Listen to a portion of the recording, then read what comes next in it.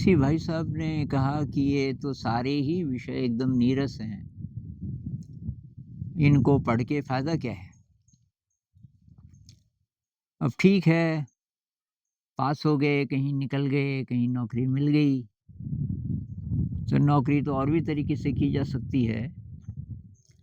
लेकिन ये जो हम ये पढ़ाई कर रहे हैं, इतना टाइम इसमें बर्बाद कर रहे हैं, ये तो सब नीरस है। तो भई ये विषय तो नीरस नहीं हो सकते। जैसे गणित है, आपको नीरस लग रहा है, लेकिन रामानुजन जैसे जो लोग हैं, उनको इतना रस क्यों इसमें आता था कि दिन-रात का पता ही नहीं चलता था। माँ बार-बार खाना लाती थी, खाने का भी होश नहीं रहता था। तो इसका मतलब ये है कि सब्जेक्ट तो नीरस नहीं हो सकता। अब जिस तरीके से हमने पढ़ाई की, हमें पढ़ाया गया, बचपन से परेशान कर के तो उससे वो नीरस बन गया। ये स्कूलों की जो पढ़ाई है, उसको नीरस बना देती है। अच्छी से अच्छी चीज़ को स्कूली शिक्षा नीरस बना देती है। फिर उसमें परीक्षा है, फिर उसमें प्रेशर है कि भई नंबर ज़्यादा आने चाहिए, उसमें कॉम्पिटिशन है। तो ये जब तक हम कॉलेज जाते हैं, इतने सारे सालों का जो प्रेशर है और इतने सालों का जो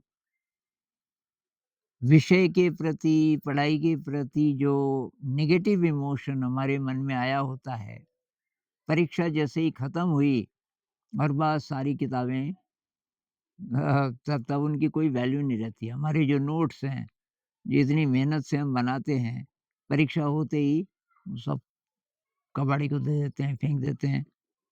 तो ये तो ज्ञान नहीं है ना, ज्ञान होता तो हम उसको ढंग से रखते। जैसे कोई पर्सनल डायरी है हमारी, जिसमें हम बहुत ज़्यादा अपने कीमती अनुभव लिखते हों, उस डायरी को तो नहीं हम फेंकते ना, क्योंकि वो ज्ञान है। तो ये अब हम कॉलेज में चले गए बोर हो के और वहाँ सिलेबस बहुत ज़्यादा है और अगर कॉम्पिटिशन की आप तैयारी कर रहे हो, तब तो बहुत ही ज़्यादा प्रेशर भी है, माता-पिता की तरफ से भी बहुत ज़्यादा पैसा भी लग रहा है उस पे, कुछ लोग कोचिंग जो कर रहे हैं।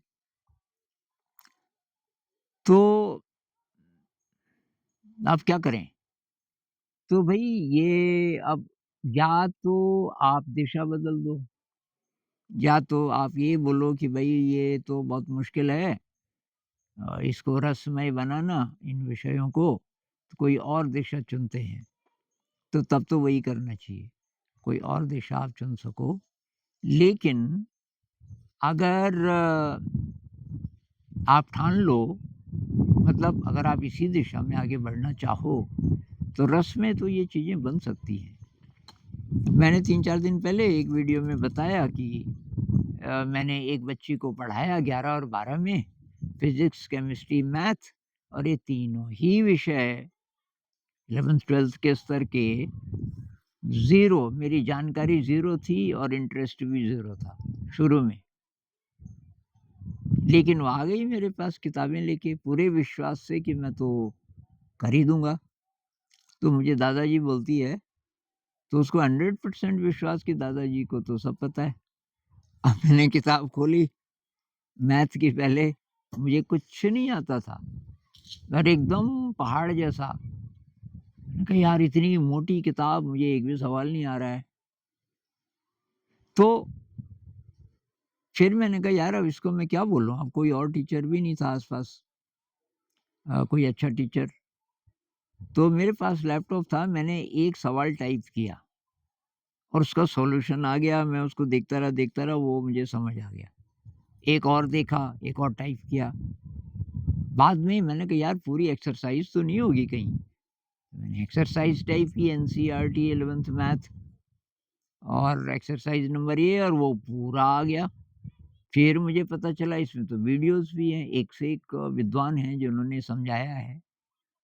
और बस एक सवाल आया, एक और आया, एक और आया, धीरे, धीरे, धीरे मेरा जो इंटरेस्ट बढ़ा उसमें, पूरी गणित कर दी, उसके बाद पूरी केमिस्ट्री, पूरी फिज़िक्स। फिज़िक्स का थोड़ा पार्ट रह गया था क्योंकि तब टाइम कम था, लेकिन मेरा इंटरेस्ट बहुत ज़्यादा फिज़िक्स में भी, इन तीनों विषयों में, जबकि पहले बिल्कुल नहीं था।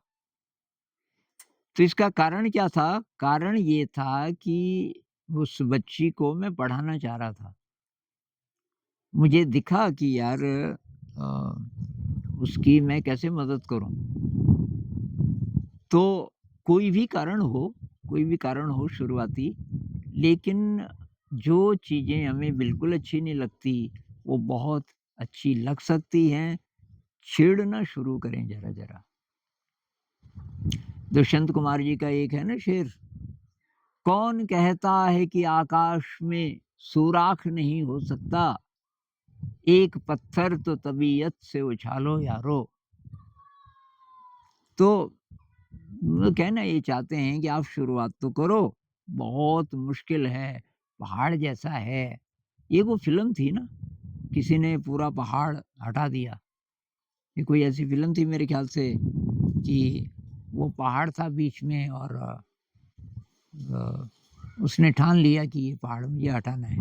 पता नहीं उसकी पत्नी की डेथ हो गई थी, उस पहाड़ को पार करने में, खतरनाक पहाड़ था। और उसने धीरे, धीरे, धीरे अकेले आदमी ने वो पूरा पहाड़ ही हटा दिया, धीरे, धीरे, धीरे। तो ऐसे ही ये सिलेबस भी है।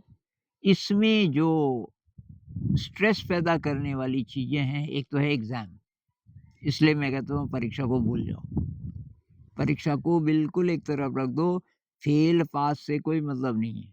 कोई फेल्योर नहीं है, अगर आप इंटरेस्ट से करोगे तो वो ज्ञान है, कुछ ना कुछ काम आएगा। परीक्षा में चाहे आप निकले या नहीं निकले, परीक्षा भूल जाओ। और किसी के प्रेशर को मत मानो। परिवार वाले प्रेशर डाल रहे हैं, ये कर रहे हैं, वो मन ही मन में आप उसको इग्नोर करो कि कुछ नहीं, मैं अपनी स्पीड से आगे बढ़ूँगा या बढ़ूँगी। और वही मोबाइल, मेरे ख़्याल से आजकल के बच्चों का 90% जो जो उनका उनकी जो शक्ति है, वो फ़ालतू जा रही है, क्योंकि वो मोबाइल का दुरुपयोग करते हैं और तब उसके कारण टेंशन होता है, समय कम होता है। तो मोबाइल में कुछ ऐसा कुछ कीजिए कि केवल पढ़ाई की चीज़, जैसे हम किताब पढ़ते हैं ना, किताब पढ़ी, उसके बाद हम बंद करके रख देते हैं। ऐसे ही मोबाइल में जितनी आपने पढ़ाई की, उसके बाद बंद किया और कुछ यूज़ मत करो उसका, कुछ यूज़ मत करो। तो तब या ये तो आपको खुद करना पड़ेगा ना यार। अब कुछ-कुछ कमेंट्स आते हैं कि गुरुजी कुछ बताइए, मेरे को लत पड़ गई। अरे यार भाई साहब, अब लत आपको पड़ी, अब मैं कैसे बताऊँ? छोड़ो उस लत को। ये जब यूज़ कर रहे हैं पढ़ाई के लिए तब केवल, उसके बाद उसको बंद कर दो। ऐसे हम बहुत चीज़ें करते हैं ना भाई, गैस में आपने चाय बनाई, चाय बन गई, अब गैस छोड़ देते हो ऐसे ही ऑन कि भई चलो कुछ और रख देते हैं इसमें, ये गैस बुझानी नहीं है। ऐसे ही फ़ोन है, बंद करो उसको, पढ़ाई खत्म हो गई, बंद करो बस, उसको दूर रख दो कहीं। उसपे आपके जेब में नहीं रहना चाहिए, हाथ में नहीं रहना चाहिए, तो पुरानी आदत है, तब तो आप उसको स्क्रॉल करते ही रहोगे, उसको दूर रख दो कहीं, ये आपको करना पड़ेगा। तो 2 ही रास्ते हैं भई आपके सामने, अब परीक्षा भी नज़दीक है, या तो ठान लो कि मुझे इसमें से जो भी समझ आएगा, वो तैयारी करेंगे, पूरे इंटरेस्ट से, इंटरेस्ट बन जाएगा धीरे-धीरे, अगर आप कोशिश करो। इसको मैं पूरा समय दूँगी, पूरी एनर्जी दूँगा और इसमें मोबाइल को बिल्कुल डिस्ट्रैक्ट नहीं होने दूँगा, या आपकी कोई व्यक्तिगत कोई गंदी आदत है जिसमें आप एनर्जी वेस्ट करते हो, वो सब डिसिप्लिन तो यार खुद ही आपको करना पड़ेगा, आप ही की ज़िंदगी है। ऊपर वाले ने आपको सारी शक्तियाँ दी हैं, सुधरने की भी, बिगड़ने की भी। ये तो आपके हाथ में है ना, आप चाहो तो कहाँ से कहाँ पहुँच सकते हो, प्रकाश की दिशा में। तो अभी से अगर आप ठान लो आज से, अभी से, तो चमत्कार होना शुरू हो सकता है। और एक और वीडियो अभी हम डालने वाले हैं आज या कल सुबह तक जिसमें मैंने ये बताया है कि कुछ टिप्स तैयारी करने की, वो भी आप देख लेना कि कैसे-कैसे आप तैयारी करें। और थोड़ा हौसला रखो, हिम्मत रखो, परीक्षा भूल जाओ, फ्यूचर भूल जाओ, केवल तैयारी करो और पूरी एनर्जी से, फिर आपको मज़ा आएगा।